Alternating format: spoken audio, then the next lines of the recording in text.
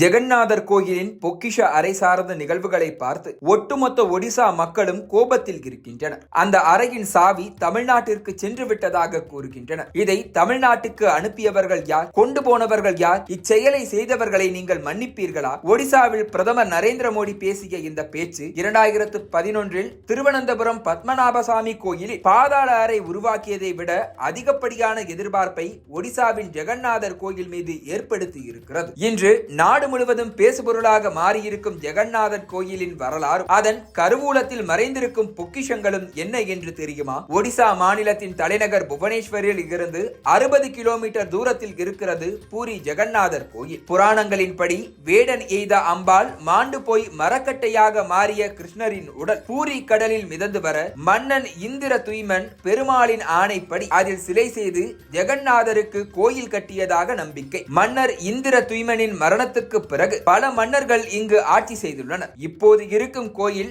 1135 ஆண்டு அரசர் அனந்தவர்மனால் தொடங்கப்பட்டு 1200 ஆண்டில் அவரது பேரன் அனங்காபி மாதேவி என்ற அரசனால் முடிக்கப்பட்டது. 37,000 சதுர அடியில் பறந்து விரிந்திருக்கும் இந்த கோயிலில் ஜெகநாதர், பாலபத்ரா, சுபத்ரா ஆகிய 3 தெய்வங்கள் இருக்கின்றன. இக்கோயிலில் மறைந்த கிருஷ்ணரின் இதயம் வைக்கப்பட்டுள்ளதாகவும் ஐதீகம் உள்ளது. ஆனால் இவற்றையெல்லாம் தாண்டி ஜெகநாதர் கோயிலை எப்போதும் பேசுபொருளாக வைத்திருப்பது கோயிலுக்குள் இருக்கும் ரத்னா பந்தர் எனப்படும் பொக்கிஷ அறை. பிடா பண்டார் எனும் உள் அறையும் பஹார பண்டார் எனும் வெளி அறையும் கொண்ட இந்த பொக்கிஷ அறை இந்த நூற்றாண்டில் மட்டும் 1905, 1926, 1978, 1989 ஆகிய ஆண்டுகளில் 4 முறை மட்டுமே திறக்கப்பட்டுள்ளது. பஹார் பண்டார் எனும் அறை மட்டும் ஆண்டுதோறும் திறக்கப்பட்டு அங்கிருந்து சுனாபேஷா என்கிற தங்க கவசம் ஜெகநாதர் கோயில் தெய்வங்களுக்கு சாத்தப்படுவது வழக்கமாக உள்ளது. 1978 பொக்கிஷ அறையின் உள்ளறை திறக்கப்பட்ட போதுதான் அதனுள்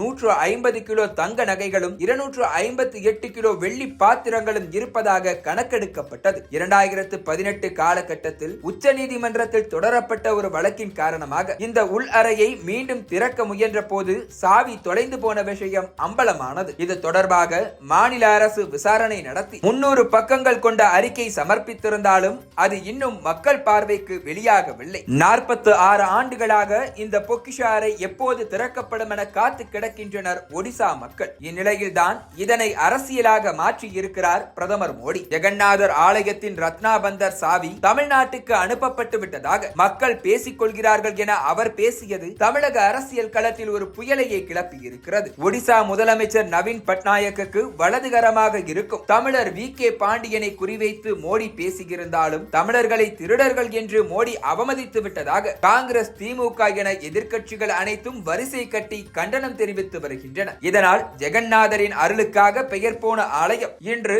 மோடியின் சர்ச்சையாலும் பொக்கிஷ அறையில் மேலும் என்ன இருக்கும் என்கிற ஆர்வத்தாலும் மீண்டும் ஒருமுறை பேசுபொருளாக மாறியிருக்கிறது.